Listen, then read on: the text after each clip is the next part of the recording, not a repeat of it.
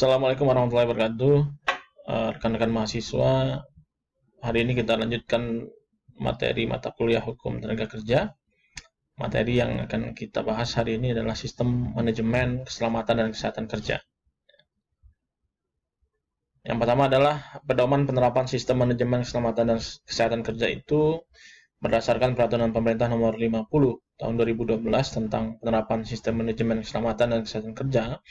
Yang dimaksud dengan Sistem Manajemen Keselamatan dan Kesehatan Kerja atau SMK 3 ini adalah ya, bagian dari sistem manajemen perusahaan secara keseluruhan dalam rangka pengendalian risiko yang berkaitan dengan kegiatan kerja, terutama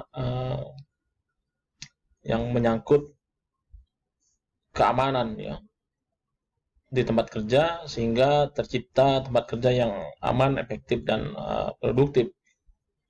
Nah, tujuan dan sasaran SMK 3 ini ya adalah meningkatkan efektivitas perlindungan keselamatan dan kesehatan kerja yang terencana, terukur, terstruktur, dan terintegrasi. Selain itu, SMK 3 ini juga bertujuan mencegah dan mengurangi kecelakaan kerja dan penyakit akibat kerja dengan melibatkan unsur manajemen, pekerja atau buruh, dan atau serikat pekerja atau serikat buruh, ya, serta menciptakan tempat kerja yang aman, nyaman, dan efisien untuk mendorong produktivitas perusahaan. Dalam penerapan SMK 3 ini, perusahaan wajib melaksanakan ketentuan sebagai berikut. Yang pertama adalah penetapan kebijakan K3. Yang kedua, perencanaan K3. Yang ketiga, pelaksanaan rencana K3. Terus kemudian pemantauan dan evaluasi kinerja dari K3. Terus kemudian peninjauan dan peningkatan kinerja K3. Nah, yang berikutnya adalah kesehatan dan keselamatan kerja.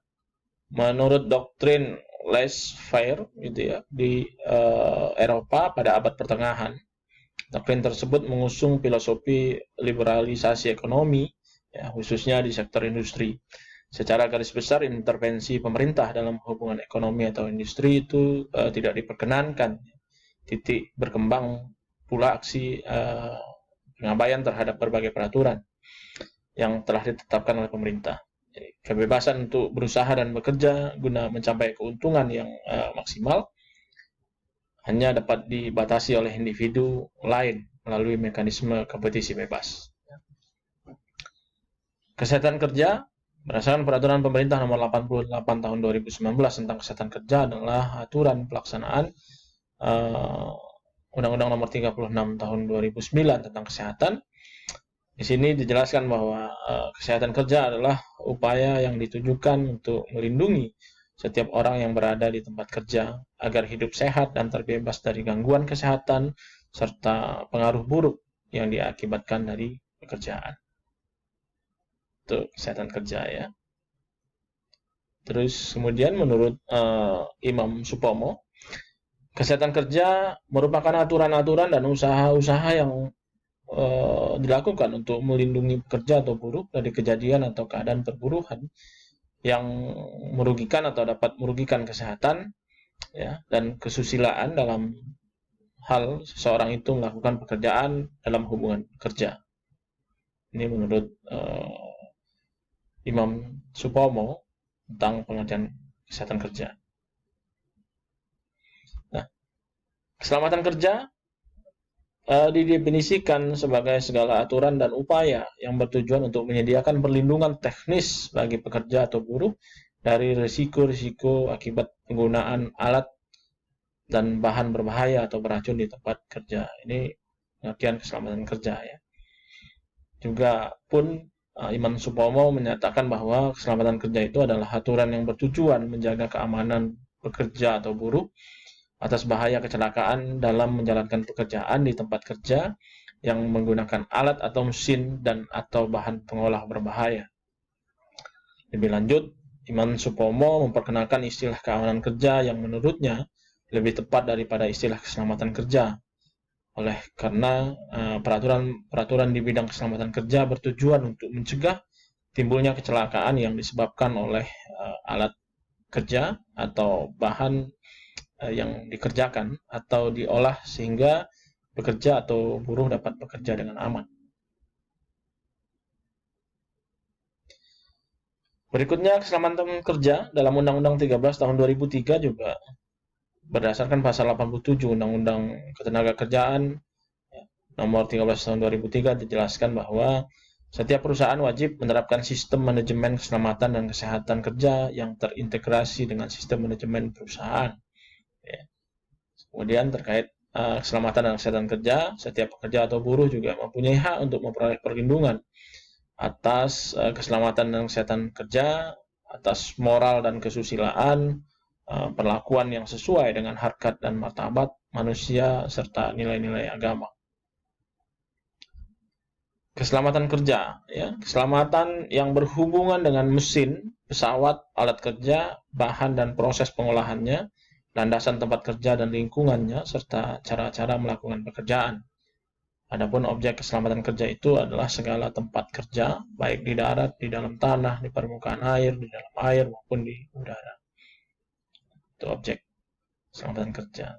Terus kemudian ini aspek faktor dan prinsip keselamatan kerja dan kesehatan kerja.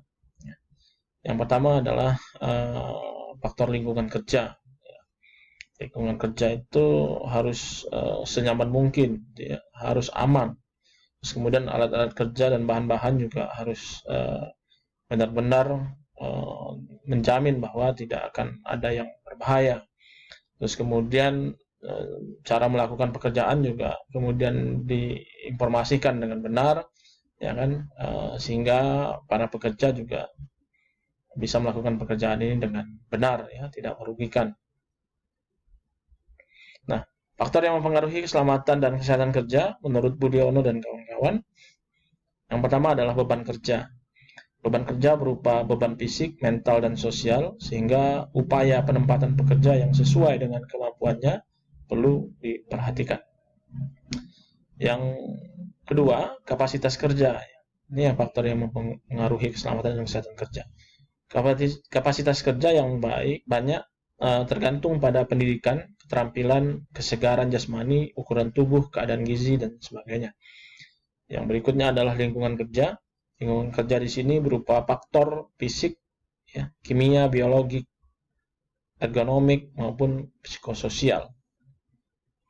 Nah, tujuan keselamatan dan kesehatan kerja ini, K3, tujuannya adalah yang berkaitan dengan mesin, peralatan dan landasan tempat kerja, dan lingkungan tempat kerja adalah untuk mencegah terjadinya kecelakaan dan sakit akibat kerja, memberikan pelindungan pada sumber-sumber produksi sehingga dapat meningkatkan efisiensi dan produktivitas dari perusahaan.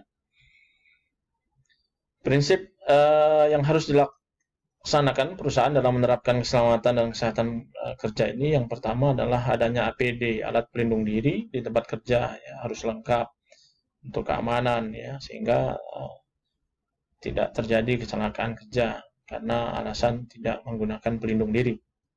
Yang kedua, adanya buku petunjuk penggunaan alat dan isyarat berbahaya. Ya, ini informasi yang jelas yang diberikan kepada para pekerja. Yang kemudian adanya peraturan pembagian tugas dan tanggung jawab, ya, sehingga ini yang harus dilaksanakan oleh perusahaan dalam menerapkan keselamatan dan kesehatan kerja. Yang berikutnya adanya tempat kerja yang aman sesuai standar SSLK atau yang dikenal dengan syarat-syarat lingkungan kerja.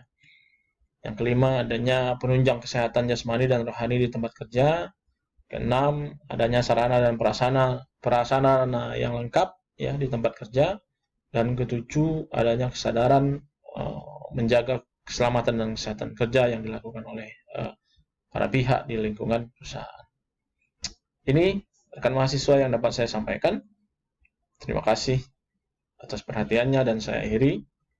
Wassalamualaikum warahmatullahi wabarakatuh.